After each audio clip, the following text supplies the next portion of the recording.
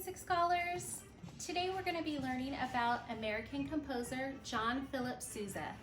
John Philip Sousa was born in 1854 in Washington, D.C., and he loved his country dearly and expressed his love for his country and patriotism by writing some of the most patriotic songs there are. John Philip Sousa was known as the March King, writing 136 marches. At the age of 13, he enlisted in the Marines and was released a few years later. Later in life, he enlisted in the Marines again and directed the Marine Band.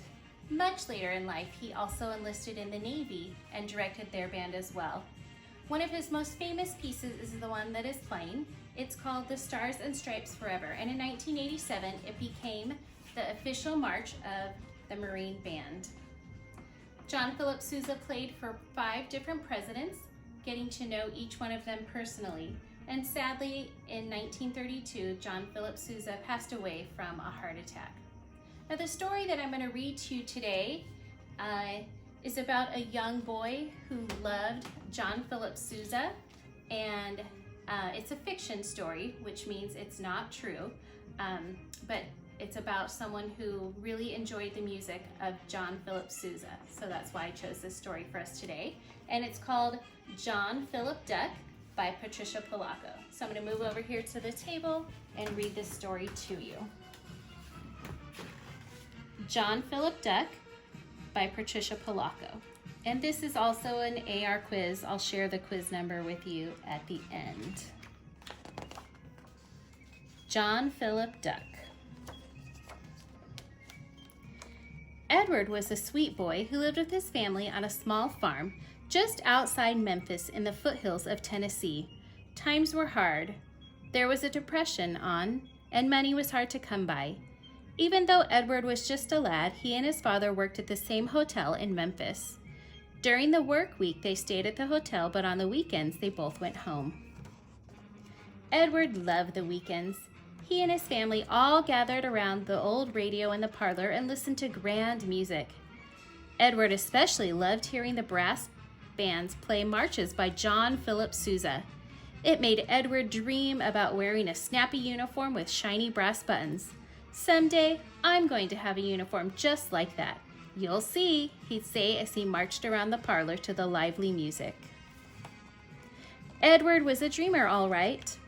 One time, right in the middle of chores there on the farm, he stopped and looked up in wonder. Wild ducks were calling and flying in perfect formation. Ain't they grand, Pa? Look how they fly in perfect V's.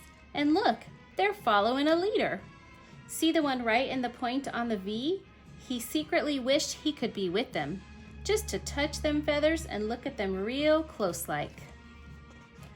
One weekend while Edward was doing his chores, he heard a tiny little sound from some bulrushes on the edge of the pond. When he looked, there it was, the tiniest, scrawniest little duckling he had ever seen. A wild one, left shivering from the cold. Edward scooped it up in his hands. He couldn't see its mother anywhere. He flipped it into his shirt so it would be next to his warm skin. That night at dinner, Edward got the duckling to eat right out of his hand. Usually when they are this little, they don't survive, Edward's ma said. If I can make this little critter well, can I keep him, Ma? Edward pleaded. This little creature will take constant care, and what will he do while you are gone all week at the hotel, Pa said. Edward thought for a moment. Can't we take him with us, Pa? To the hotel, his father scowled. Please, Pa, I'll keep him in a box in the pantry right next to the cook stove so he'll be warm. Big Joe will let me, I know he will, Edward begged.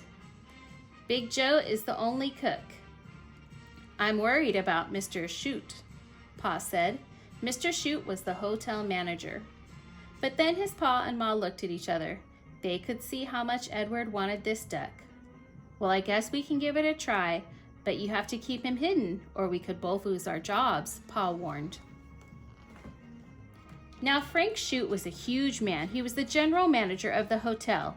He ran a tight ship, and his word was law.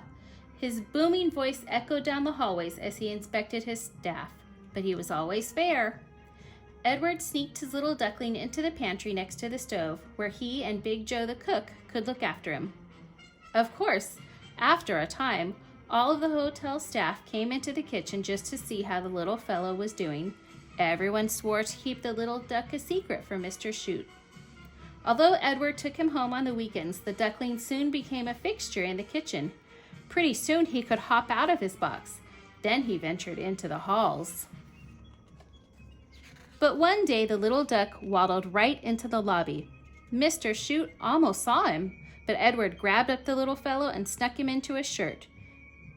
"You there, my boy," Mr. Chute bellowed. "Mr. Templeton in 203 wants his shoes shined. Now you run up and put a shine in 'em like a mirror." And then the little duckling gave a very loud squawk. Mr. Chute narrowed his eyes and came right up to Edward. "What was that?" he barked. One of the bellmen started to cough loudly. "That was me, sir. My pardon, sir." Mr. Chute glowered at him for a moment. "Well, take care, Bingham, take care," he called out, and he harmped away. After that close call, everyone who worked at the hotel took turns keeping the little duckling out of Mr. Chute's way. It was their secret. Whenever Edward was busy, they all helped him hide the little duck. Chef Villiard hid him under an entree lid. The manicurist carried him on her cart. The valet kept him under his hat. The front desk crew kept him in a vacant key box. The doorman kept him in his pocket. Everyone fell in love with that little duck. One night after Mr. Chute had left for the day, Edward put a John Philip Sousa march on the phonograph. "Watch," Edward said to the staff. "All I have to do is tap this stick on the floor, and he'll do what I taught him to do." Edward tapped twice, and the little duck turned around and around. 3 taps, and the little duck marched up and down the lobby hall. 4 taps, and the little duck stood as still as a statue. Edward tapped out a pattern, and the little duck hopped right into the lobby fountain. He did 1 or 2 tricks right there as Edward tapped his stick. Then he tapped again, and the little duck hopped out of the fountain and down the hall. "Amazing!" everyone exclaimed. "He marches as proper as John Philip Sousa himself," someone said. Edward stopped. "That's it. That'll be his name. John Philip Duck." Everyone laughed. One day, not long after some of Mr. Chute's hunting buddies were staying at the hotel, they were in town to duck hunt at the crack of dawn the next morning. As a joke, they put their live duck decoys into the lobby fountain pool. Edward watched them swimming there, and his heart ached at the thought of what they would be used for. "Come on, boys," Mr. Chute's voice boomed. "Let's get to the kitchen and pack some provisions for our hunt tomorrow." Edward's heart stopped. John Philip Duck was in the kitchen. Big Joe must have heard Mr. Chute because Edward saw him slip John Philip into the fountain with the other ducks. "He'll never find him there," Big Joe whispered as he passed Edward. All that evening, every time Edward tried to get John Philip out of the fountain, Mr. Chute seemed to be there with his hunting buddies. Then, to Edward's horror, the men started pulling the ducks from the fountain and putting them in cages to take for the early morning hunt. Edward felt his heart skip a beat as he watched the hunters stuff John Philip into a cage. Edward had to do something. "Wait, please," he finally called out. "One of them ducks is my pet." Mr. Chute and his friends stopped and turned. Mr. Chute glowered at Edward. "Well, boy, what is he doing here in my hotel and in my fountain?" he bellowed. Edward almost started to cry. He told the red-faced manager the whole story of how John Philip came to be at the hotel. Mr. Chute's eyes softened. "Please, sir, let me show you the tricks that John Philip can do," Edward pleaded as he took his duck out of the cage. "All right, boy, let's see," Mr. Chute barked as he and his friends took seats nearby to watch. Edward turned on the music. It was a Sousa march, and John Philip was in the best form he'd ever been. He did all of his tricks without a hitch. He marched to and from the fountain. He hopped in and out of the fountain pool on command, just as Edward had taught him. When John Philip was done, he waddled up to Mr. Chute and cocked his head. "Well, I never did see," Mr. Chute said almost in a whisper. One of the hotel guests had seen it all and commented to Mr. Chute, "What an unusual touch." A well-dressed lady cooed, "I've never seen in all of my world travel a hotel with live ducks swimming in the lobby fountain. Wonderful, simply wonderful." "All of the guests enjoy John Philip, sir," one of the bellmen exclaimed. "Oh, sir," Edward said, "wouldn't it be something if we could have ducks swimming in the fountain all the time?" Everyone cheered their approval. "Mr. Chute, I could teach all of them very ducks to do tricks and march in and out of the fountain." He pointed to the hunter's ducks. "People from everywhere would come and see them. I know they would," Edward blurted out. Mr. Chute thought for a very long time. He conferred with his hunting pals. "Tell you what, boy, we're going to give you all these ducks here to train up. I'm giving you a month to train them all to march into the lobby, get in the fountain and stay there all day, then march out again." "And can John Philip stay here too, except for when I take him home, that is?" Edward asked hopefully.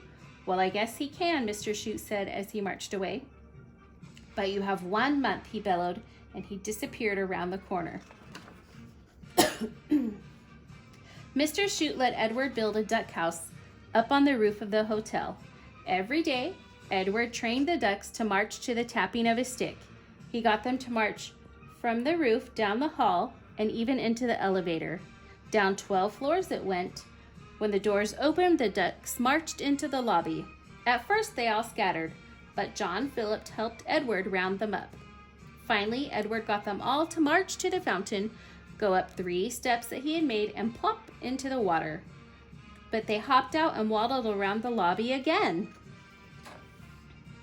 Edward worked and worked with them for days. At last, he got them trained to stay in the fountain all day. In good time, too, because his month was up the very next day. It was a Friday afternoon at 3. Mr. Chute and many hotel guests were already seated in the lobby waiting. Edward was very nervous. He took the elevator up to the roof to get the ducks. John Philip led them all down as usual. They marched into the elevator as usual. Those 12 floors seemed to take forever. When the doors opened to the lobby, Edward could see Mr. Chute. He looked stern. Edward then noticed that the bellman had rolled out a red carpet to the fountain. They had placed velvet ropes on either side of the carpet. All of the staff winked at him. Then Edward heard a brass band playing a John Philip Sousa march. His own pa had put on the record.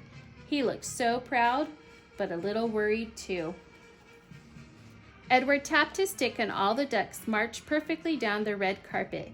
People oohed and awed as they passed by. With a few taps of his stick, the ducks hopped into the fountain one by one. The carpet was rolled up where the velvet ropes and stairs were removed. The ducks swam and swam as people crowded around just to see them. "Well, this, by Dippy, is the best show I ever did see," Mr. Chute chuckled. Edward beamed.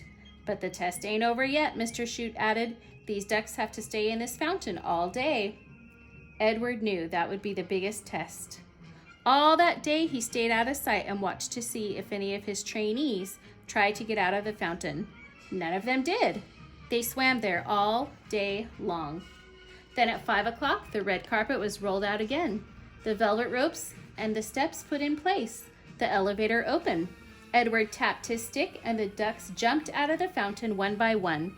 They marched up the red carpet again to a John Philip Sousa march, then waddled into the elevator, rode up to the roof, and marched into their duck house. "We did it," Edward whispered to all of the ducks as he fed them their favorite mash. John Philip quacked loudly as if he were proud too. "None of this would have happened if I hadn't found you," Edward said softly as he petted John Philip's head. Edward took the elevator downstairs again, and when the doors opened, Mr. Chute was waiting for him. All the staff was gathered there in the lobby with him. Edward's pa, too. Mr. Chute cleared his throat. "We found this here uniform especially for you, my boy. You did what we reckoned would be near impossible, but you did it, and I stand corrected. Well done, son. Well done." Then Mr. Chute handed Edward a splendid uniform with 2 rows of brass buttons and a grand cap. "I hereby declare you Edward Pembroke, official duck master of the Peabody Hotel." Everyone cheered. Edward's dream had come true. He'd wear that wonderful uniform with the brass buttons and march to John Philip Sousa and be near his beloved ducks. Over the years, Edward Pembroke trained many a duck to march to the fountain in the lobby of the Peabody Hotel in Memphis. He personally trained everyone. They served as Pembroke ducks for 3 months or so, Then they were returned to the wild, except for John Philip, who stayed for all his duck life with Edward. Edward Pembroke served as duckmaster of the Peabody Hotel for over 50 years. The hotel even named a room after him. When he retired, he moved to his dear little farm just outside of Memphis, and there he had his very own pond with John Philip's descendants. But he searched the skies every day, hoping that the wild ducks might land and stay with him too. But they always flew over and disappeared into the horizon until one day. It was said that on that one day, as Edward was sitting by his pond, a John Philip Sousa march came on the radio. He turned it up loud as it would go, then stood up and doffed his hat. At that very moment, flocks of wild ducks came flying overhead, rolled out of formation, circled, and landed. They marched right up to him and cocked their heads. They came and came by the hundreds, his graduates all, and for the rest of his days, they say, whenever those ducks passed by, they never failed to stop over and march again with their beloved Duckmaster. And that was the story, John Philip Duck by Patricia Polacco. And you can visit this hotel that is talked about in the book in Tennessee to this day. So I hope that you enjoyed this book that is inspired by the marches of John Philip Sousa. Again, the one that we're listening to as I read the story is called A Stars and Stripes Forever, and it is a John Philip Sousa march, one of his most famous. As I said, this is an AR quiz book.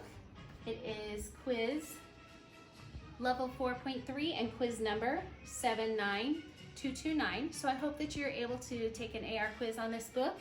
And then if you want to listen to The Stars and Stripes Forever, here is the YouTube link, or you can look for it with your parents' help just by searching Sousa, The Stars and Stripes Forever.